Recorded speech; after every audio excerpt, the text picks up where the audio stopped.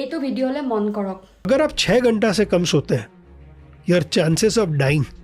from cancer goes up by 300%. 300%. Your chances of dying by heart attack goes up by 200%. আৰু কি কৈছে ভালকে শুনক যোনখিনি মানুহে 6 ঘণ্টাও শুব নোৱাৰে 4 ঘণ্টা 5 ঘণ্টা শুৱে বা টোপনি নাহে তেওঁলোকৰ কাৰণে এই ভিডিঅ'টো বহুত ইম্পৰ্টেণ্ট ভাল টোপনি আহিবৰ হ'লে আপোনালোকে কি কৰিব লাগিব যদি টোপনি নাহে আৰু যদি টোপনি আনিব বিচাৰিছে তেতিয়াহ'লে ডেফিনেটলি আমি 4-5টা কাম এনেকুৱা কৰিব লাগিব যিকেইটা কৰিলেহে আমাৰ লাইফ ইম্প্ৰুভমেণ্ট হ'ব প্ৰথম কথাটো হৈছে যে আপোনালোকে শুৱাৰ টাইমিংটো ফিক্স কৰিব লাগিব আৰু উঠাৰ টাইমিংটো ফিক্স কৰিব লাগিব শুৱা আৰু উঠাৰ দুটা টাইমিং আপোনালোকে ফিক্স কৰি ল'ব লাগিব সেকেন্ডটো হৈছে স্ক্ৰিন টাইমিং শুৱাৰ 1 ঘণ্টাৰ আগত মোবাইল ল্যাপটপ টিভি যি আছে বন্ধ কৰি ৰাখক 1 ঘণ্টাৰ আগত যাতে নাচায় থাৰ্ডটো হৈছে যে খোৱাৰ টাইমিং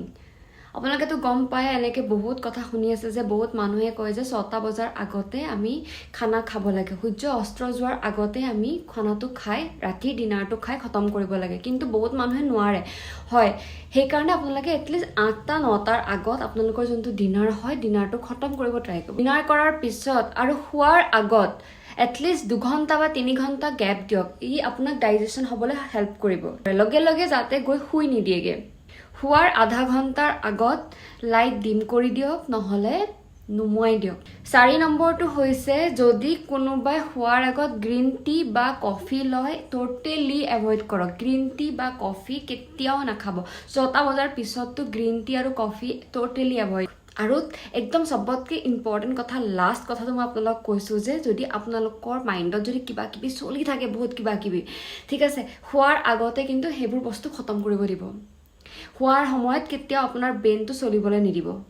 যদি ব্ৰেইন চলি থাকে আপোনাৰ টোপনি কেতিয়াও নাহে সেইকাৰণে যেনেকৈ আপুনি দিনটোৰ যিমানখিনি কাম আছিলে যিমানখিনি কষ্ট যিমানখিনি মানে